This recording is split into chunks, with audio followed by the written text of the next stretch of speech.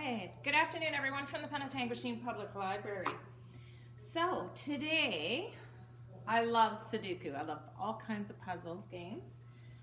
Connie showed you guys how to play Wordle. So I'm going to give you a little synopsis on how to play Sudoku. So to me, it's very simple, but for some who've never played or might have difficulty with it, obviously it'd be a little bit harder. So there are different categories of Sudoku. So easy is the easiest, that's the lowest level. Then you would have the medium. Then you would have a different, like a higher up, which might be intellectual. It might go as a challenge. So depending on what book you get, or if you're playing on your technical device, which might be a iPad, a telephone, computer, I'm still that pencil kind of girl, and I'll show you why in a moment. So basically, you see a lot of numbers and squares on the sheet. Each line has 9 numbers, okay? And going up, going down, going to the side. So, and then you have squares. So each square goes from 1 till 9. So each square goes 1 to 9, and then of course 1 to 9, and then 1 to 9. You will have some of the levels of Sudoku that are extremely challenging, where you can only go 1 to 9 down this way. They will have different scenarios, which gets a little more challenging. So today we're going to be doing the easy Sudoku puzzle, which is very good for showing you. So basically on the first line, how I do it, I'll show you in a minute, but on the first line here, you've noticed that there's a 5, there's a 9, there's a 3, there's a 1, and there's a 4.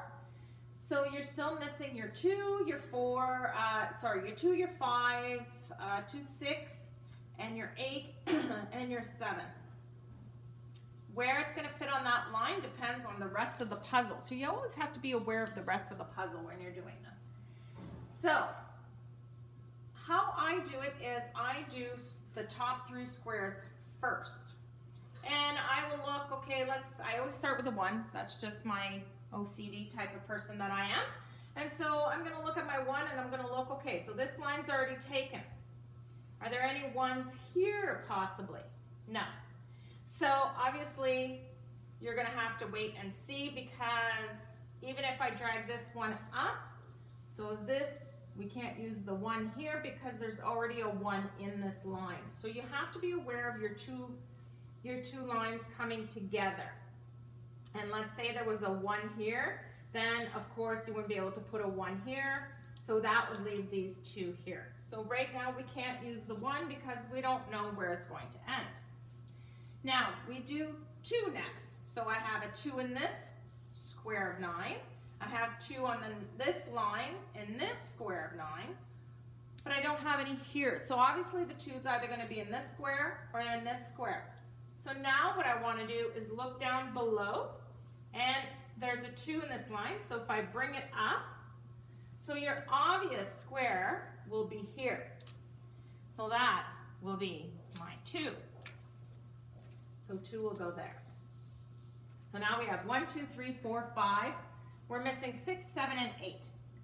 Now, I go to the 4 next, and the 4 next. So these 2 squares are taken. So this is where my 4 is going to go in the square. Do I have any down below? So I have 1 here, so I would bring it up. So that leaves these 2. But I don't know which one is going to be yet. If I'm writing in my puzzle, and this is just me, I am putting a little 4 and a little 4. So that later on, if one of my 4s comes up, then I know automatically I can fill up my 4. So it's a little confusing, but as you practice and play, you will get used to it. So again, my 5 can't go there. My 5 cannot go there. It's going to be on the bottom line. So now I want to look down below. So I have one here, so this can't be a 5. I have one here, I bring it up, this can't be a 5, which leaves this square to be my 5.